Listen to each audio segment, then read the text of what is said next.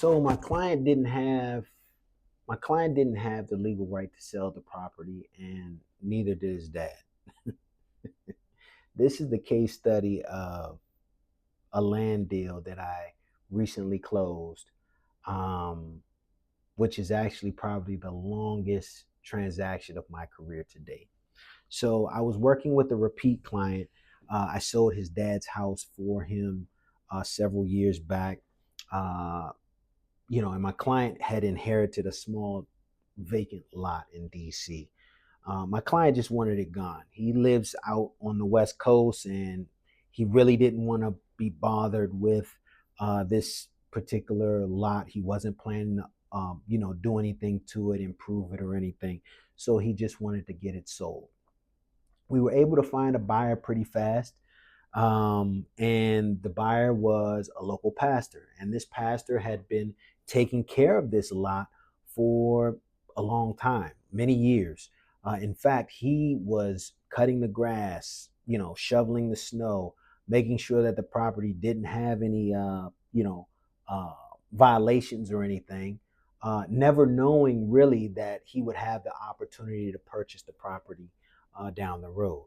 So, the buyer, this was a cash deal. We were going to close very quickly, open and shut, right? Once we ratify the contract, we send it to the title company, and the title company begins the title work. What we found was that there were, uh, well, we found that my client didn't have the legal right to actually sell this property. This property was not owned by his father, it was owned by another deceased family member. And so, therefore, the whole probate process kicks in. Attorneys, courts, all kinds of things. And I don't know if you've gone through the probate process in DC, but generally speaking, probate in DC takes some time. So the title search was done. The client didn't have the legal right to sell the property.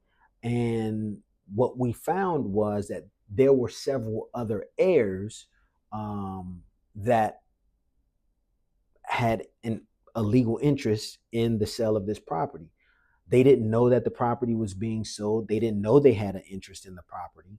And another obstacle that we had to overcome was the fact that all of these heirs were scattered across the country. They were not in one central location. So we had to track them down and get everyone signed on. So once we were able to do all of that, we finally were able to get to the closing table. Property sold for $40,000. From the date we listed the property to the date we closed, it took over two years. I had actually changed brokerages. I'm currently with Samson. I was initially with Exit at the time when I listed this property. And that's just to say that some deals are about the property. This particular deal was about the paperwork and the process.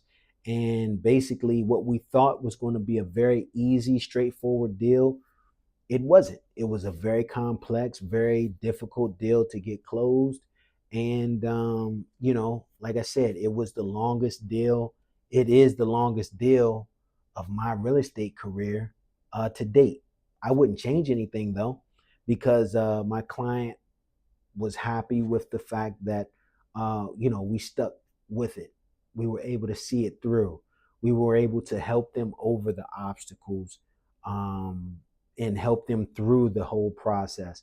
And in many cases, that's what it's about.